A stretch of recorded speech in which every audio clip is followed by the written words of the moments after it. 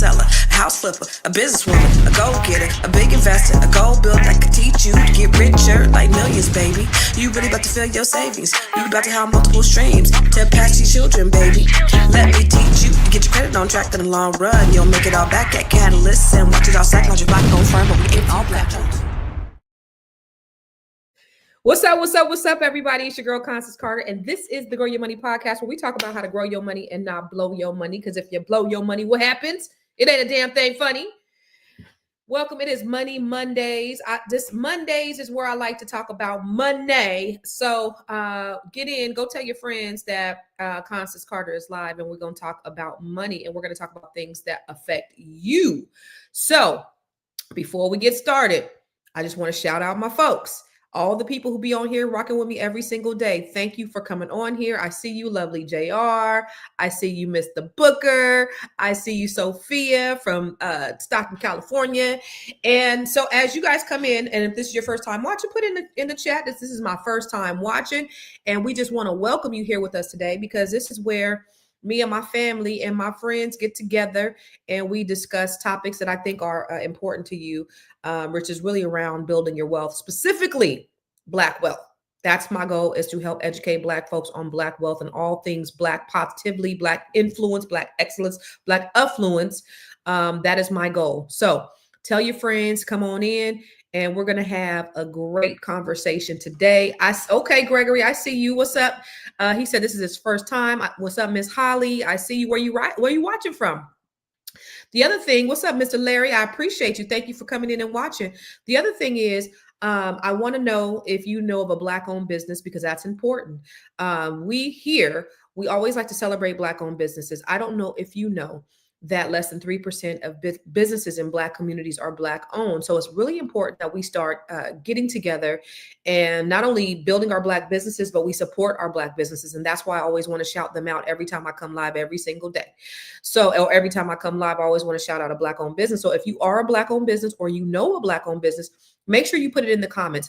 Also, I want you to join our group, our free group on Facebook. It's called Stay Woke. I want you to join that, because also that's a place where we can collaborate, where you could share your Black-owned business just all the time, every day. It's a place where we share just information about all things Black excellence, all things that concern us as Black folks. Okay, so go to the Stay Woke group. Make sure you join it on Facebook. Come on in there, share your Black business. But it's also important that we practice collective economics, because, like I said, less than 3% of businesses in Black communities are Black-owned. That's a problem. If you go to a Black community, you're going to see everybody else having businesses there. You're going to see an Arab business. You're going to see a Jewish business. You're going to see a Asian business. You're going to see a Hispanic business, but you will not see a Black-owned business in any of those communities specifically for them. And so it's high time in this time right now that we start to create our own Black businesses and that we support our own Black businesses. I don't believe that we don't want to support Black businesses. I believe that we do want to support Black businesses. We just don't have enough Black businesses to do business with. And so that's why I'm always trying to encourage people to make sure that we know what Black businesses are out there, whether it's online or you have a brick and mortar. And then furthermore, let's make sure that we support Black-owned businesses.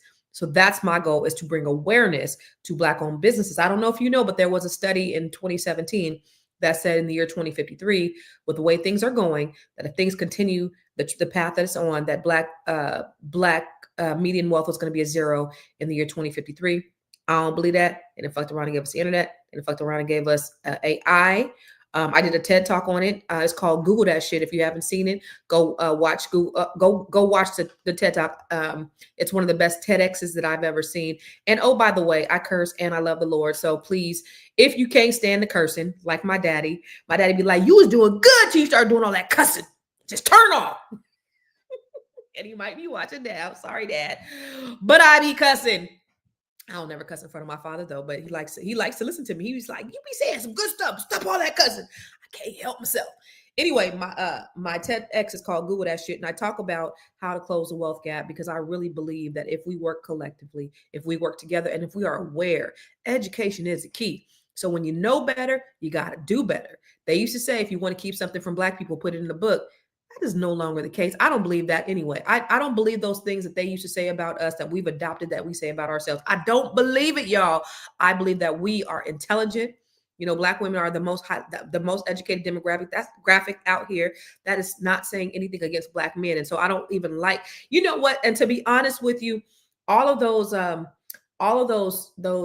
podcasts that show Black men against Black women, I believe that is a trick of the enemy to keep us divided. J. Edgar Hoover said the biggest threat to America was Negro unity.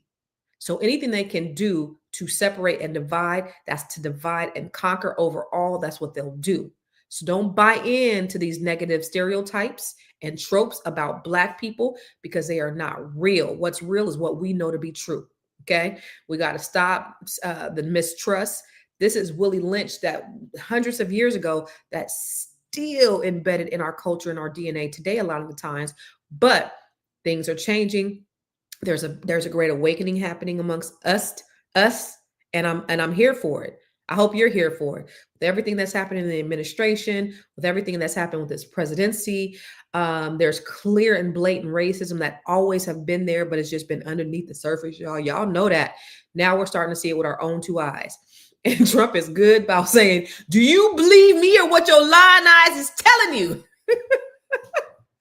That man, every time he opened up his mouth, he lying about something. And I'm right down the street from the stadium, the Commander Stadium. I'm right down the street. But I didn't hear the booing, but I saw it on TV, and I could actually hear some of the. I heard Beyonce concert from my house. I've heard Kendrick Lamar's concert from my house. I could hear it. It's that close. But I didn't hear the boos. But I wish I would have been listening for the boos. Because like I said, every time that man opened up his mouth, the man is lying. But I think that's a good thing, because we are starting to see the great awakening that's happening to Black people, and I am here for it. You here too? You here for it too, Black Zaire? I'm here for it too. So I do want to talk about two things today. I want to talk about this proposed 50-year mortgage that Trump is proposing. And I want to give you my opinion on it. Now, a longer than a 30-year mortgage is not anything new. We've had 30-year mortgages. They were introduced back in after the New Deal, after FHA loans came out, and they were trying to make home ownership affordable for people to pay. So that's why they created these 30-year mortgages, right? To make them, there used to be a time where you could actually afford a house with one income. There used to be a time when homes were, affordable, where people could actually pay them off in their lifetime. A 50-year mortgage is literally, you'll never pay this house off. A 50-year mortgage, this is literally a lifetime lease of this property. You're never going to pay it off. It's bad enough that it's going to take us 30 years to pay off a mortgage, but 50 years. The average home buyer now is 40 years old when they buy a house. And it was 30, but now it's 40. So you mean to tell me if I get that loan and I never refinance it, I'm going to be 90 years old by the time I pay it off? That's insane. So let's talk about what that really means, because I think it sounds good on the surface, but I think it's a way to kind of put a Band-Aid on a bigger problem. A bigger problem is inflation, rising house prices, and interest rates. That's the big thing that Trump was supposed to fix when he got into office, which he didn't. So here's the proposal. We're going to offer a 50-year mortgage. Come on now. So let's just break down what a 50-year mortgage looks like. Okay. So I want you to get your pen and paper. On a $500,000 loan, $500,000 loan with a 6.5% interest rate. Your monthly principal and interest is $3,160. Okay. On a 50-year loan, you're only saving $300. Your money now goes to your payment goes to $2,800. So on a 30-year loan, your mortgage is $3,100. On a 50-year loan, your mortgage payment is $2,800. So that's a savings of $300 per month. Maybe that'll help you on the short term, okay? But let me tell you how much interest you are paying on each loan. Now, compound interest, Einstein said compound interest is the eighth wonder of the world. Those who know about it, earn from it. Those who don't, pay for it. So there are ways that we can earn compound interest on our money. Banks earn compound interest on your money. So when you put your money in the bank, they take your money and they invest your money in vehicles that generate compound interest. I don't know if you knew. And then they turn around and give you 0.23% interest on your money. So for example, say you put $10,000 in the bank. In 5 years, you're going to get back pennies. You're not even going to get back $100. In fact, let me actually do the math right now while we live. Okay. So if I put 10K in the bank, 0.23% interest, how much will I have made in 5 years? So $10,000 in the bank, the average rate of return you're going to get is 0.23% interest. Okay. So you would have made $115 in 5 years. Now that bank is taking money. This is what compounded interest is. Again, Einstein said it's the 8th wonder of the world. Hold on.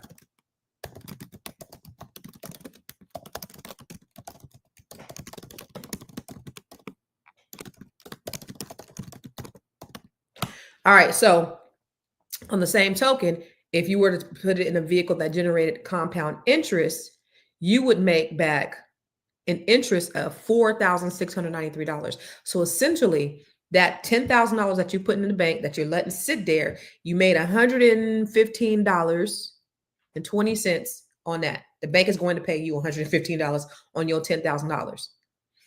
The bank is also, if you sit that money in the bank for 10 years, the bank is going to make $4,693 in interest. That's compound interest. There are vehicles that you could put your money in to generate compound interest. There's IULs where you could create your own bank. That's a permanent life insurance policy. I would put my money in there. I would put my money in the S&P 500 and just let it sit in stock. You can go into the S&P, you can go into Robinhood, and you could select some stock in the S&P 500 and let it just sit there before you put that money in the bank. Okay.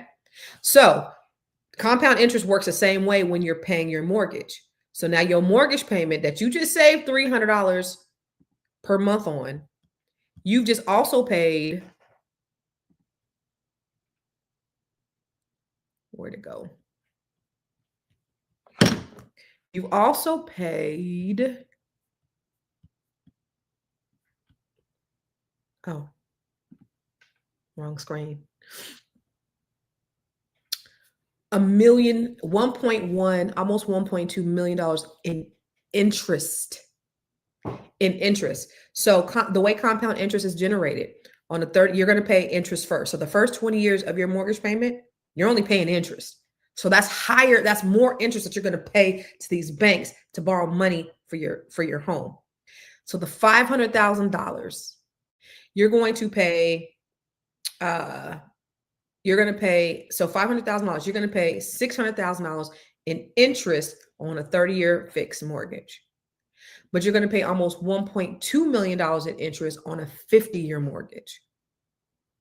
So you're saving $300 a month, but you're going to pay $1.2 million in interest as opposed to $600,000 in interest. Now, both of them aren't good, but what would you rather have? You save $300 a month and you save $1 million in interest. So do not let this administration fool you into thinking that's a good deal. You saving a couple $100 a month. So $300, that's times 12, that's $3,600 per year that you're going to pay, that you're going to save, but you're going to pay over $1 million over 50 years.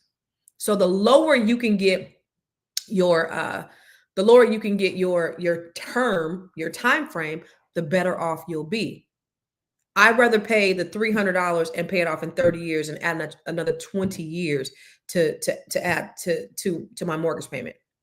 That is crazy. So somebody said, take that money and invest it in stocks, ETFs, or purchase a small business. You are absolutely right. The math is not mathing, Booker Williams. It is not mathing. And so that's what I want to say about that 30-year versus the 50-year. Do not let this administration fool you into thinking that it's better for you, because it's not. What they need to do is they need to reduce the interest rates. Now, also, I also have another one that talks about, hold on a second. Because if you would have bought your property in 2021 when the rates were lower, you bought a $500,000 house with a 3% interest rate, your payment would have been $2,108. If you bought it today at today's interest rate on a 50-year mortgage, your payment goes up to $3,000. So if the interest rate is, so instead of just reducing the interest rates, they're gonna lengthen the term of the loan. That's not in our best interest. So Trump is not doing anything. This is also serving the banks. This is also serving big business. This is not serving you, the consumer. Okay.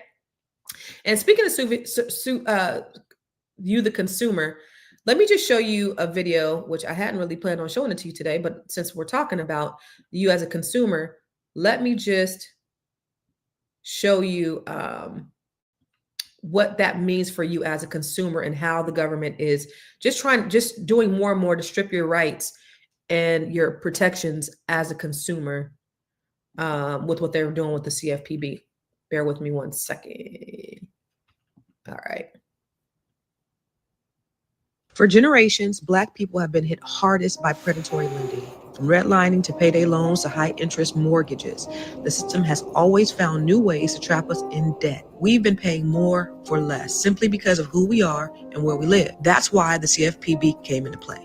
It was created after the 2008 financial crash to protect everyday people from banks and lenders who take advantage of us. It's the only federal agency that exists solely to look out for consumers and not corporations. And over the last few years, Wells Fargo got slapped with a $3.7 billion fine for illegally repossessing cars, adding fake fees, and even taking people's homes. Bank of America paid over $250 million for opening fake accounts and charging customers double overdraft fees. First Third, TD Bank, and Fairway Mortgage all face penalties for redlining, reporting false delinquencies, and forcing unnecessary insurance. Those fines were justice. They were accountability. But that accountability cost the big banks billions. And that's where the politics come in. You see, the Trump administration is trying to dismantle the CFPB because the same Wall Street lobbyists and bank executives that got fined are the ones that fund their campaigns. These corporations don't want oversight. They want the freedom to do whatever the hell makes them money, even if it hurts working families. They claim the CFPB is bad for business, but let's be real. It's only bad for their business, the ones that profit off of hidden fees, junk loans, and broken promises. So here's what that means for us. If the CFPB is weakened or destroyed, the people who get hurt first are us. The single mother trying to buy a home, the small business owner applying for a line of credit, the college graduate trying to build their credit. Without protections, the system goes right back to business as usual. And we've seen that movie before. So what do? Support Black-owned banks, lenders, and mortgages. But even then, ask questions. Read every contract. Get a second opinion. Your financial literacy is your first line of defense. And if you get hit with shady fees or unfair treatments, go to consumerfinance.gov and file a complaint. That's what the CFPB is for. They work for you. Now drop a black fist in the comments and share this with someone who needs to hear this financial gem. For generations, Black people have been hit.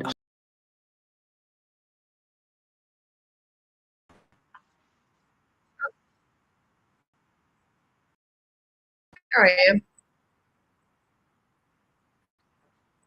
I feel like an old person.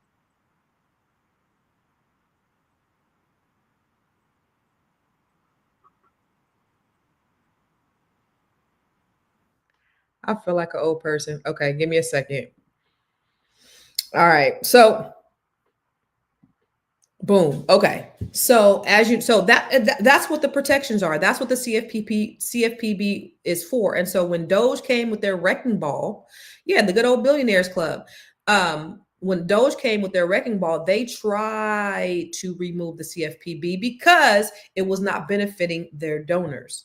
And what happened is the CFPB is self-funded. They get funded by the fines that they put on these banks. So they could not, they did everything they could to strip the CFPB. But I wish I had a video where Trump is talking about how the CFPB was predatory. They're only predatory to the powers that be, to the corporations, because they are being held accountable. This is something that protects us as a consumer. And so the moment that the administration takes things away to protect us as a consumer, you know they're not looking out for your best interest. And I don't even know why people still think that Trump is looking out for our best interest. There's nothing that you could tell me that leads me to believe this man is willing to starve the American public so that he doesn't have to pay us for insurance so that he can give tax cuts to the 1% is insane. But this is the world that we live in. And so my goal is just to sound the alarm on certain things. Now, speaking of which, sounding the alarm, I want to tell y'all. So for you guys that are not friends with me on Facebook and who don't follow me on Instagram or TikTok, I want to tell you what just happened to me last week when we talk about real estate fraud. Now, I need you to listen closely, okay? This happened to your girl who actually knows a little something. So this has been going on for quite a bit. I got caught up in a ring of real estate fraud. So last year, I purchased a home, this home that I'm in right now. I purchased this home last year. And as I was in contract on let me tell you. So saw a home. So let me go back. Let me go back. When I moved out here, I was renting a house. I had been renting for about a year and a couple of months. And I had been looking in this particular neighborhood because I really wanted to buy in this particular neighborhood. And homes don't come on the market in this neighborhood very often. So finally, a home finally comes in on the market. Yay! I'm so excited. I'm thrilled. I'm nervous. I see it come on at 11 o'clock at night. Next morning, I call the agent at 7:47 in the morning. I call her. By 12 o'clock, I had an offer on her desk. I even said, listen, I don't even want commission. I want this house so bad. I don't even want a commission. I want you to represent me. And I think she was representing somebody else. So she was like, it's conflict of interest. I can't represent you. Okay, cool. I go and I write an offer. This house was under $1 million. So it was a great deal. It was a deal for this area. And I just wanted it bad. This was everything that I wanted, even though I hadn't seen it. I'm buying it sight unseen. Ain't went in. Nothing. I'm like, I don't care. I wanted. I seen it. The roof was neat, bad. I still wanted it. I didn't care. This was a property that I really wanted really bad. So she had an open house. There was like 60 people at the open house. Bunch of different offers came in, and they were like, "We want sis to have it." And so they accepted my offer. We get in the contract. The offer was subject to court approval. I didn't even know what that was about. I was like, is this a short sale? Like, what's going on? They were like, no, the HOA put a lien on the property and we're just trying to get it removed. Oh, okay, easy breezy. So we get in contract in April. They have a court date. And now I'm in position to close within 2 weeks. Like, I'm on it. I own a mortgage company, so I'm on it, right? So they said we have a court appearance in May. So I said, okay, cool, easy breezy. Well, they go to court in May. They come out. And I'm thinking, all right, we ready to close? I'm ready to fund. And they're like, no, we lost. So this house this is when I found out what's going on. This house has essentially been foreclosed on and somebody bought it for $8,800. What? $8,800? Well, the gentleman that I was buying it from, he was an elderly man. He was sick over the years and he fell behind on the HOAs. To the tune of a few $1,000s, which ended up with court fees and things like that being about $8,800. Okay. And so when they went to court, the judge ruled that the foreclosure stood and that this person was now purchasing this property for $8,800. Now he still had a mortgage on this property. I think it was probably like a $500,000 mortgage or something like that. And so, but there's also $500,000 in equity on the property as well. So this guy was essentially going to pay this $8,800. He was going to have to pay the $500,000 mortgage off, obviously, but he was going to be able to walk in with $500,000 in equity, and he's going to turn around and sell it, or he's going to keep it. Whatever he was going to do, I don't know. So we're like, what? So this still stood. Well, that attorney said, well, there's another attorney that I think would be better suited. He is well-versed in this. Go ahead and let's appeal with him. Now, there was a few things that happened. I was like, they didn't have the money to do it. I was like, I'll go ahead and give you the money. Like, I want this house. I was willing to do anything that needed to be done in order for us to get in position so that they can get this thing. Because I really believe that they weren't going to lose this house over $8,800. So I was willing to step in the gap to do whatever I needed to do to make it happen. So they get this other attorney. I'm on the phone with them. We're on a conference call. The first thing this attorney says is, oh, this is going to be a slam dunk. I've dealt with the same investor, this the same attorney on another deal. They did this wrong. It's, wait a minute. And I'm thinking lights is going off in my mind. You dealt with the same attorney and the same investor in a totally different community. Same type of deal. He was able to get the foreclosure reversed. So I'm thinking, wait, what? This don't sound right. Something don't smell right in the milk, y'all. Same attorney, same investor, different HOA. Okay. So this is happening all over the place. So he was like, oh, I know the judge too. So you know what? I'm gonna go ahead and file whatever with the judge. And she'll probably just overturn it. So he filed whatever, judge didn't overturn it. So we had to wait until, so this was May, we had to wait until August for another hearing. Go to court for the next hearing. And there was something that wasn't done correctly or something. So I'm thinking, again, I'm ready to fund. By this time it was cool because I ended up getting another loan, ended up getting another appraisal too, and the house appraised for even more than I anyway. So ended up getting another loan. I was ready. It didn't happen because some technicality. So then they pushed it out to October. I was ready to close since April. I'm like getting antsy. In the meantime, this investor preemptively filed an appeal because he knew he was going to lose. So they go to court. Judge is pissed. Okay. The judge is like, you can't buy a tent in this county for $8,800, let alone a house in this community for $8,800. So they had done all this stuff wrong. They had illegally filed this for this foreclosure. They didn't go through the process. They didn't properly notify him. They didn't do anything correctly. The deed is just like, it's just totally a mess. But this is common practice and it's rarely challenged. And that's the reason why they're able to get through it. So I looked this guy up. I see that there are over 60 properties, his name alone, but he has a whole nother LLC that he's buying properties in as well. All these people, he's either in foreclosure or he's evicting them. Okay. So I'm seeing this. We finally, they go to the court overturns it, invalidates the foreclosure, out the window. We're done. They're like, Constance, let's settle. Boom. I'm the lender. Send my funds. We ready to go. Okay. So we close. Everything is great.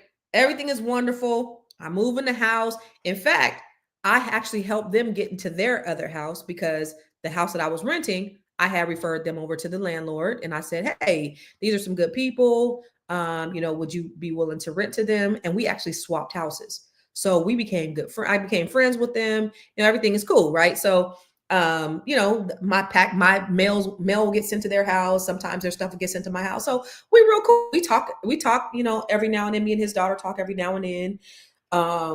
And it's cool. She's like, hey, can I use the pool? Can I put my, let's go have at it. I don't use that shit. So whatever. We're friendly. Anyway, fast forward to March of this year, I'm on the computer, probably just got off of here or something. I get a notification from Zillow. Zillow says a home has just sold in your neighborhood for $8,800. You got to be kidding me. And in my mind, I'm thinking, I know this motherfucker didn't, right?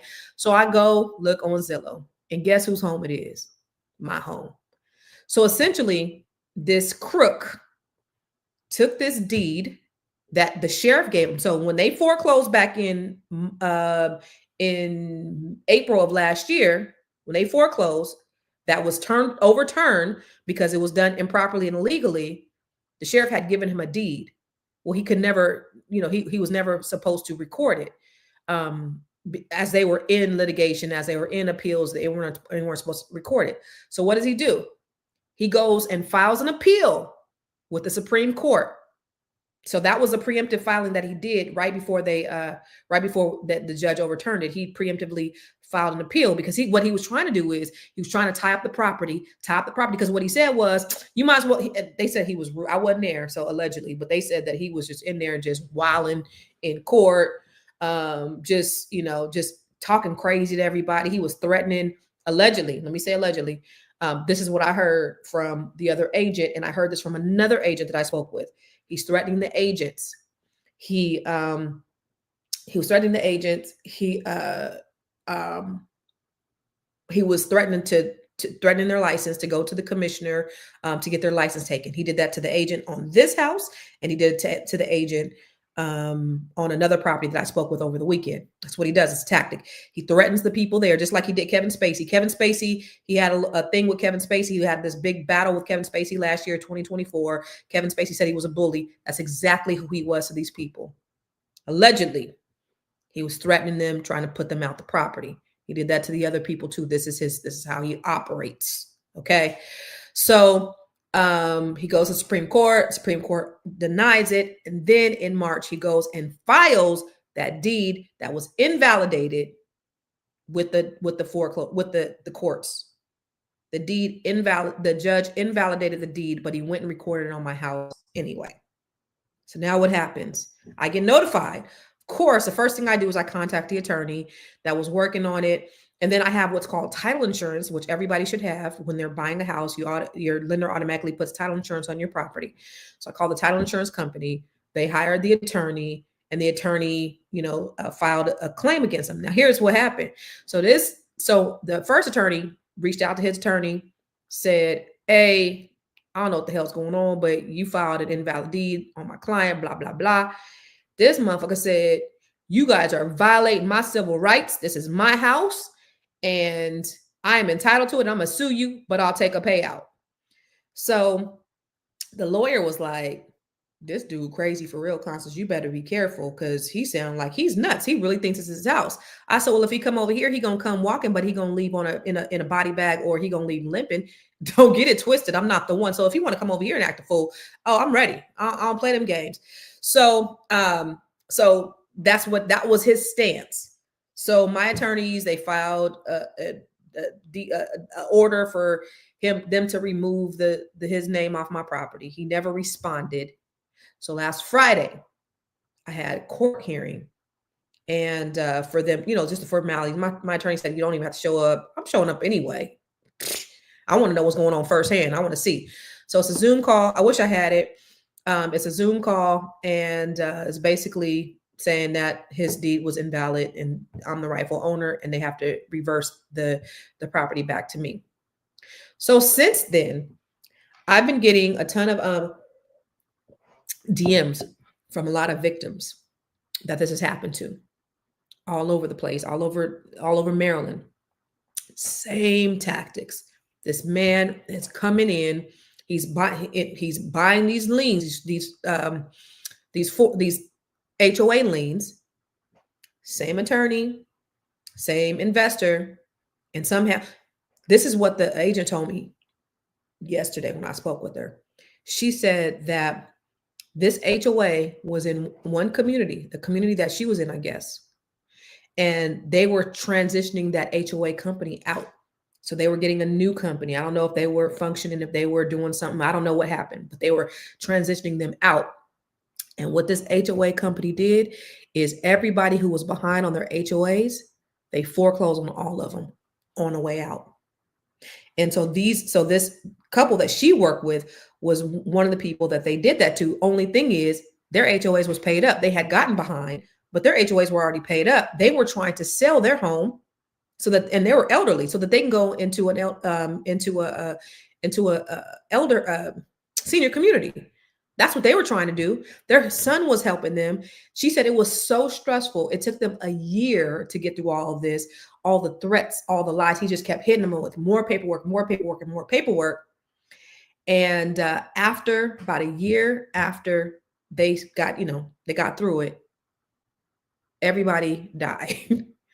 The couple died and their son died. She said it was so stressful. All of them died. Son that was trying to help their parents, and the parents had died as well. The parents were elderly. The son wasn't, but she said it was very, very stressful. She was like, "I think that has something to do with it, because it was terrible." She was like, "I was stressed out." So these are some of the tactics that this man has been using just to, continue to file his paperwork, file it in the wrong courts, hold up the properties. file these deeds. He probably was gonna. He could have done a couple of things. I'm sure he didn't think that I knew that his name was on my property. Okay, so what was probably going to happen is he was going to probably one day have somebody evict me because this is his house, because his name is on it, even though I have a $800,000 mortgage on it. He was going to try to evict me from his house. And so he didn't, or house is in his name. He might've been able to pull some equity or put some liens on the property. That could have also happened. I don't know what his intention was, but I know that it wasn't good, because if you're putting your name on somebody else's property, the goal is to steal it. And that's what he was trying to do. He just came to the wrong one. He just happened to try to steal the wrong person's property, which was me. And this is happening in real time. So I have reached out to a lot of different entities, and I made no headway. Last year when I talked about this, because I talked about it last year and it went viral. And one of the delegates reached out to me. I forget his name, Holmes. One of the delegates in Maryland reached out to me, and we had a conference call, and he ended up passing some legislation around HOA. But it's still not enough. I reached out to a county council person. I spoke with the state's attorney at the time, but she was transitioning to county executive. She was actually on the show, Aisha Braveboy. And I've talked to several people. But I had been so busy that I kind of let it go. I kind of let it go after this is when I was in contract. When all this stuff was going on, it was a nightmare. And I'm trying to get people's attention so that they can help us move this. Like, this is what's going on, and this is corrupt, and all this stuff is going on. And when we finally closed, it was just like, okay. And I just moved on with my life. But then he filed his deed on my property.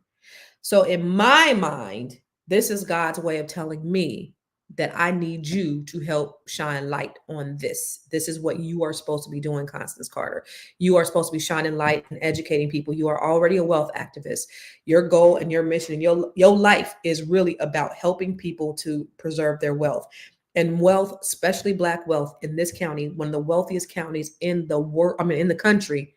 Prince George's County is one of the wealthiest African-American counties in the country.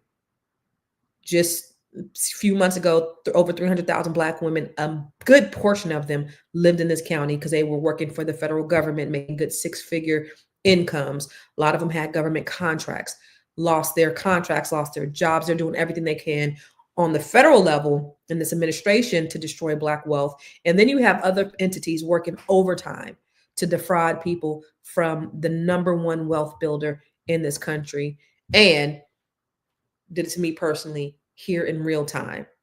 So what are my next steps? I'm not going to tell you publicly what my next steps are, because I'm not letting my right hand know what my left hand is doing. But trust me, it's not over at all. But I do want to bring awareness to what's happening. And if you know someone specifically that has been affected by this, definitely let me know. And I'm happy. I'm happy to talk to them. I've already. There was another gentleman that reached out to me. His neighbor went out of the country for 10 months to care for an ailing parent. Got behind on his HOAs, $1,700. Came home. His house was gone. His house was sold in HOA foreclosure. The guy, so he said, I'm worried about this guy. He said he was walking around in a daze. He owes less than $100,000 on the house. It's almost paid off. He's like, I've been working so hard for this. How can this happen to me? And he said he was like, I'm really worried about him. So I reached out to him, and he actually finally responded to me this morning. And somebody else reached out to me and said, hey, this happened to my dad. My dad was at work. He gets notification that his stuff is being put out of his house, an eviction. He had no idea. They said that, oh, we couldn't get in contact with you, so we put the notification, we gave the notice to your neighbor. You cannot do that. That is complete and utter bullshit. You cannot do that. So there's a lot of things that's being done, being backdoored, processes that don't need to be followed. And when the attorney that the seller had got involved, he knew exactly what they did and what they didn't do correctly, because that's how they do all of them. He's like, there's like, say there's 10 points of what they need to do, and they did none of them, or maybe they did 2. And he knew exactly what it was when he came in, and he knew exactly how to fight it, because they do all of them like this. Somebody somewhere is allowing this to slide. Somebody somewhere is giving him the heads up. And I also heard that, I don't know, but someone told me in a conversation that this investor, his brother, owns the title company. Because I'm like, how is the title company going to record this invalid deed? Like, what title company would do that? Well, if his brother owns a title company, makes a lot of sense. So this is a process that they've been getting away with, that I feel allegedly, for a long time. And a lot of people aren't educated. They don't know what to do, or they don't have the means to fight this sort of thing. And a lot of the folks that they are targeting are going to be people who are older, who have equity. They're not going to have nobody. You're not going to have somebody with an $800,000 house and an $800,000 loan. Makes no financial sense. But if you've been there 20 years and you owe 300,000 and it's now worth $1 million, oh, that's a prime property. Okay, cool. Let's do it. And so that's essentially what's been happening. And so that's my goal, and my mission is to just ring the alarm and let people know.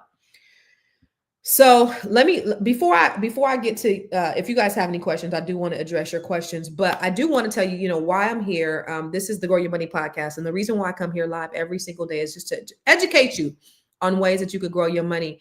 And so what I do is I have a private club where I teach you just different strategies on real estate. Look, hold on, let me show you. While everybody else is out here blowing their money, you about to be growing your money.